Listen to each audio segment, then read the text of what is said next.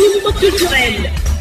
Zoom culturel, une émission hebdomadaire de Radio Lomé. Information, interview, reportage, tout sur les activités culturelles au Togo, en Afrique et dans le monde. Mesdames et messieurs, très ravi de vous savoir nombreux à l'écoute de Radio Lomé. Merci de nous rejoindre dans votre émission Zoom culturel, le dernier de ce mois d'ailleurs. Le Festival international de perles, FESTIP, valorise les perles à travers un événement en août prochain à Palimé. Nous recevons pour vous Madame Gertrude Awissou. Elle est la promotrice de l'événement. Avec elle, nous irons à la connaissance des différentes sortes de perles et leur utilité. C'est là le menu de Zoom culturel. Installez-vous bien, mesdames et messieurs. Zoom culturel, c'est parti. Culturel au Togo, en Afrique et dans le monde. Vous écoutez Radio Lomé, la station du plaisir. Voilà, nous allons à présent tout connaître sur les perles. Je vous l'annoncer à l'instant. Pour nous éclairer, nous recevons une grande dame. Grande par son ingéniosité, sa créativité, son amour et sa passion pour les perles. Elle est la promotrice du Festival international de perles. Un événement qui se déroulera du 18 au 20 août prochain à Palimé dans la préfecture de Kloto. Madame Gertrude Awissou, merci d'accepter notre invitation. Bonsoir.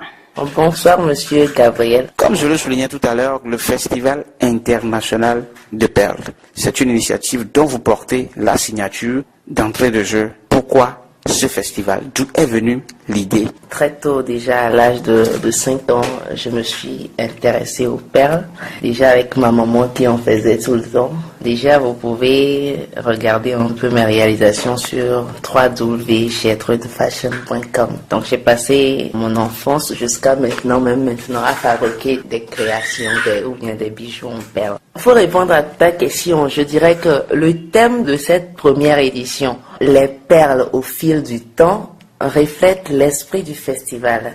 En fait, j'ai constaté que avant, nos grands-parents utilisaient des perles de pierre que nous n'utilisons plus forcément aujourd'hui.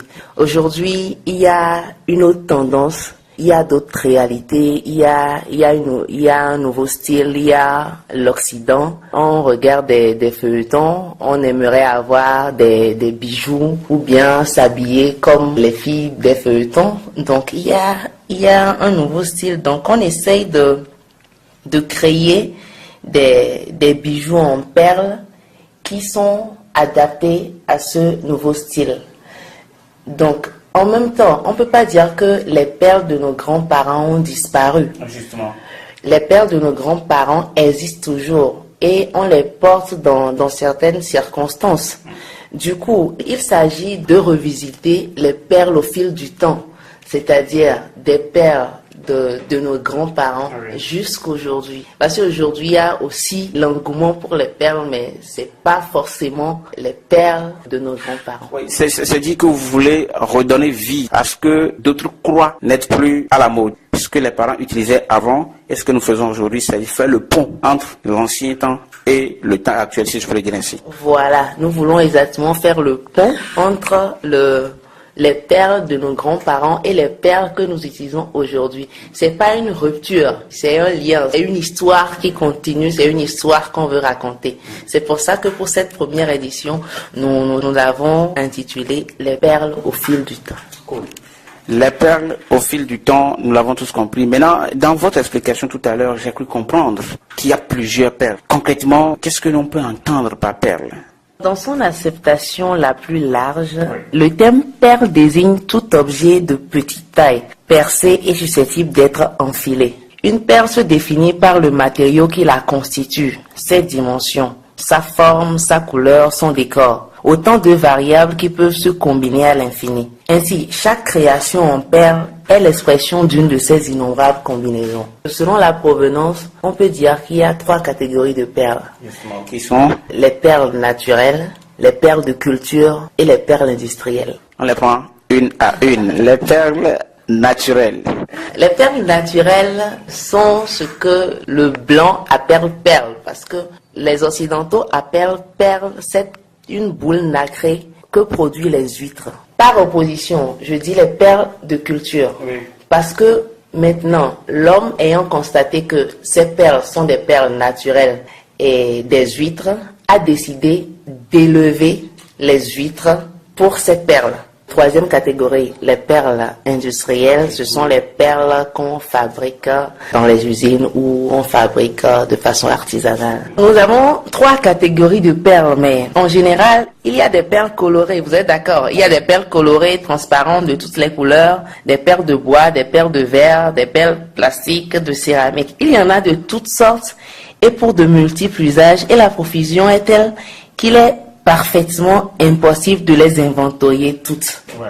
Nous allons spécialement parler cette fois-ci du festival dont vous portez la signature, comme je l'ai souligné tout à l'heure, le Festival international de perles qui a lieu à Palimé en août prochain, notamment les 18, 19 et 20 août prochains à Palimé. Qui peut prendre part à ce festival? Le Festival international de perles est une manifestation grand public. L'ambition de ce festival, c'est de réussir à attirer le grand public et non de se limiter à organiser une manifestation close où se retrouveraient uniquement les professionnels de perles. Donc tout le monde peut participer au festival. Nous avons voulu que la manifestation soit grand public, ainsi nous avons créé plusieurs panels. Durant le festival, il y aura des concours, c'est-à-dire que les professionnels de perles et amateurs peuvent décider de participer au festival via les concours. Nous avons initié 3 concours.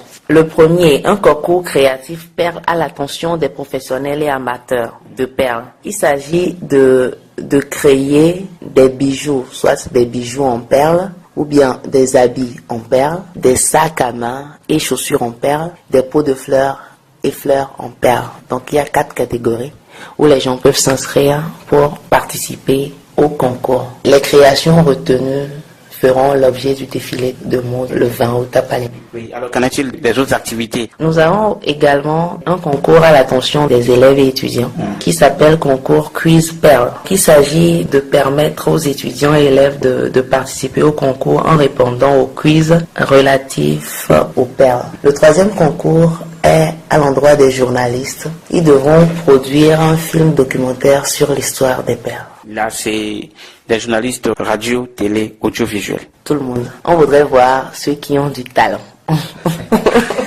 Comment prendre part? Est-ce qu'il y a des inscriptions à faire? Et si oui, où le faire? Comment ça va se dérouler? Oui, les fiches d'inscription sont au bureau du festival à Agbalepédo, en face du lycée de 2 février, et chez nos boutiques partenaires. Vous pouvez également nous contacter au 22 37 37 69 ou nous écrire sur contact@festip.org. Ouais, vous permettez, je rappelle le numéro pour les auditeurs, le 22 37 37 69 ou écrivez sur contact@festip.org. Je rappelle aussi que l'immeuble est situé en face du lycée 2 février.